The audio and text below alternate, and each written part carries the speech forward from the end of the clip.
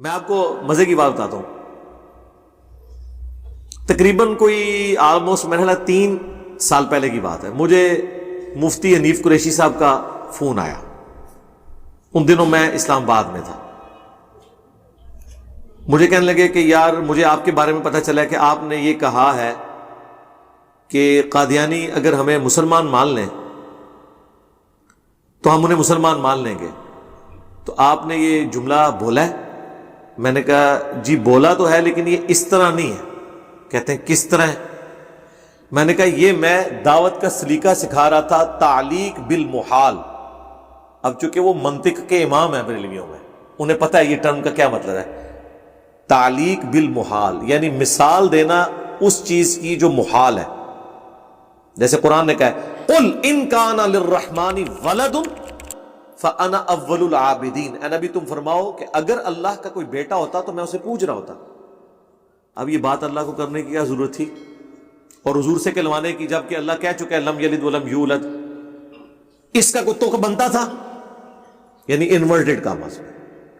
ہم پہ غیر مسلم اعتراض کریں گے تو ہم انہیں بتائیں گے اسے کہا جاتا ہے تعلیق بالمحال. عربی میں یہ قاعدہ ہے کہ کسی بات کو سمجھانے کے لیے ایک ایسی بات فرض کی جائے جو امپاسبل ہے تو اس سے پھر دوسری بات کو ثابت کر دیا جائے.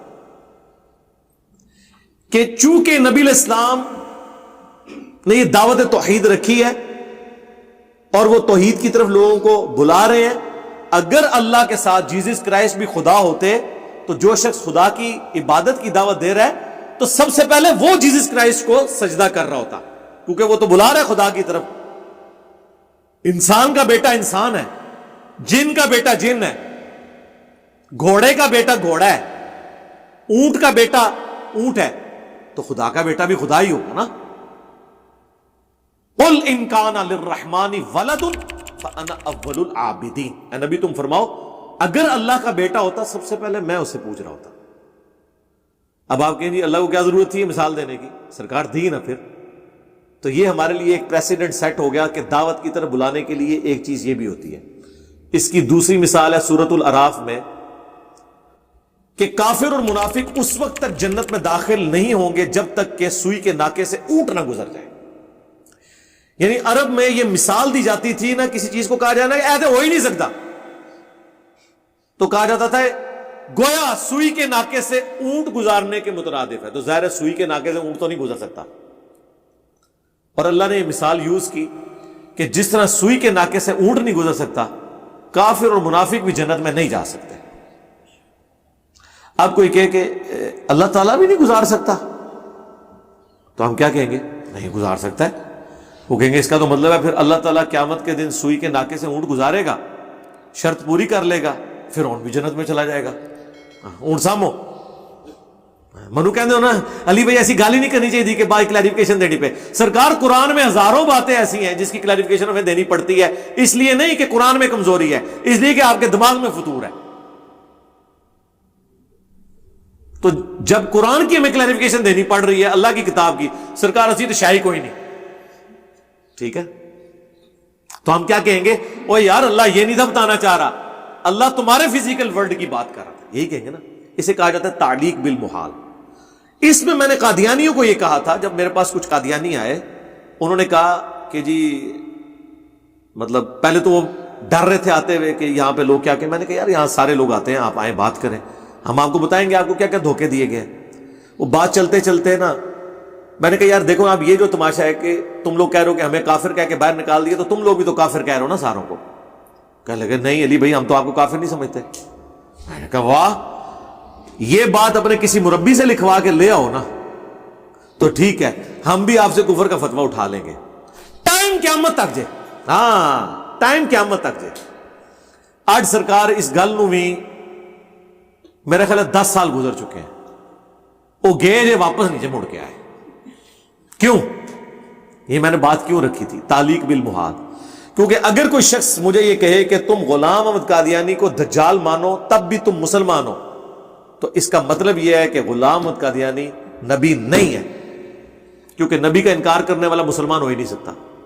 یہ اسی طریقے سے میں آپ کو یہ کہوں کہ تم نبی علیہ السلام کو اللہ کا پیغمبر نہ بھی مانو تب بھی تم ہمارے مسلمان بھائی ہو، یہ ہو سکتا ہے؟ تو یہ میں نے ان کو تعلیق بالمحال والی بات کی تھی کہ اگر تم یہ لکھوا کے لے آؤ اگر اللہ کا کوئی بیٹا ہوتا تو میں عبادت کرتا. بیٹا نہیں ہے، عبادت نہیں ہے.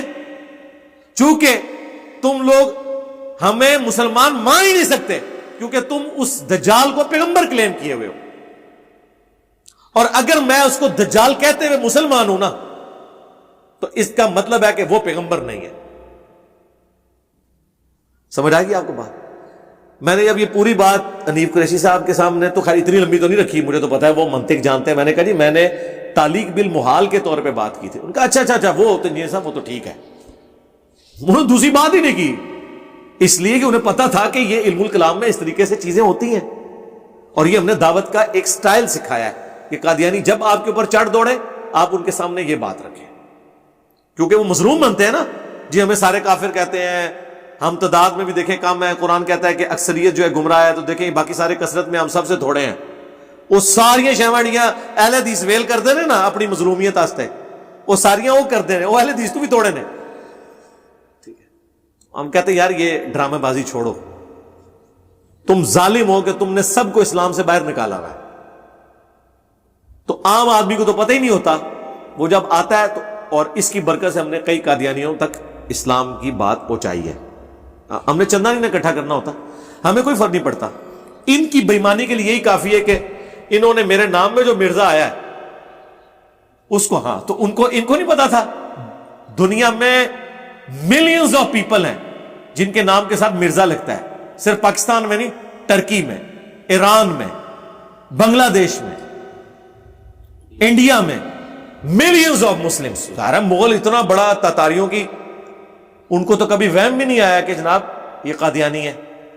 اور ان کو اس وقت بھی وہم نہیں آیا جب میں سبز پگڑی باندھتا تھا، اس وقت بھی نام میرا محمد علی مرزا ہی تھا. اس ٹائم نہیں ان کو وہم آیا. اس کا مطلب ہے کہ میں پہلے جب بریلوی تھا تو میں قادیانی تھا. بریلوی قادیانی ہوتے ہیں تو یہی مطلب ہوا نا. ٹھیک ہے، یہ ظلم کرتے ہیں. وہ لال داڑھی والے نے کہا تھا نا مرزا ہے تو پھر قادیانی بھی ہو سکتا ہے. واہ واہ واہ ہے. تو یہ باتیں اس وقت کی جاتی ہیں جب آپ کا علمی دلائل ختم ہو جائے. بھئی ہم سے بھی پوچھو. تو یہ پوائنٹس کو پکڑ کے تو جان بوجھ کے تو مجھے بتائیں، مجھے قادیانی کہنے سے ہزاروں لوگ ان کے فرقوں کو چھوڑ کر سمپل مسلم ضرور ہوئے ہیں، ہمیں چھوڑ کے کوئی نہیں گیا جو ہم سے شروع سے اٹیچ ہو. ایک تو یہی ہے نا، وہ جس طرح سورہ آل عمران میں آتا ہے کہ صبح کے وقت ایمان لے آؤ، شام کو کفر کر دینا تاکہ نبی کے ساتھی ان کو چھوڑ دیں. وہ تو فتح مکہ پہ کتنے لوگ ایمان ہوئے جو مرتد ہو گئے بعد میں، ابھی ایمان کے دلوں میں گھسا نہیں تھا نا. نہیں، جو شروع سے ساتھ ہوں. اب ظاہر ہے میں نبی اسلام کے ریفرنس سے ہی مثال دوں گا نا. اب یہ نہ کہ آپ اپنی جگہ ان کو رکھ رہے ہیں. یہ بھی کسی نے اعتراض کیتا ہے جی تسی جناب یہ کہتا ہے جناب یہ حق چار یار نے میرے واسطے انڈرسٹینڈ اسلام مسلم اونلی. یار اردو زبان میں جب یہ محاورہ بولا جاتا تھا یہ فلاں فلاں کا غار یار ہے، یار غار ہے، وہ میری کہاں پہ ٹانگ گئی.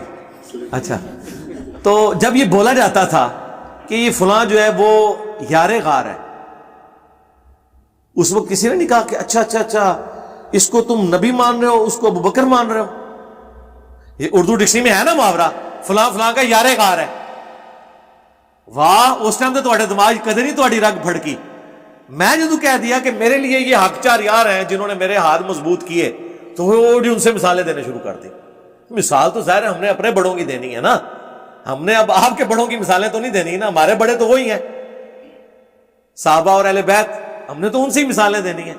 تو ہم سے بھی پوچھ لیں کہ شرعی فتویٰ بیان کرنے سے پہلے اصول کھڑا کریں، پھر جناب ہمارے والے کریں، پھر ہم تو بعد میں آئیں گے اس فتوے کی گرفت میں. پہلے تواڈے نال جو کچھ اسی کریں گے نا وہ تسی سوچ بھی نہیں سکتے کہ کچھ کریں گے تواڈے نال.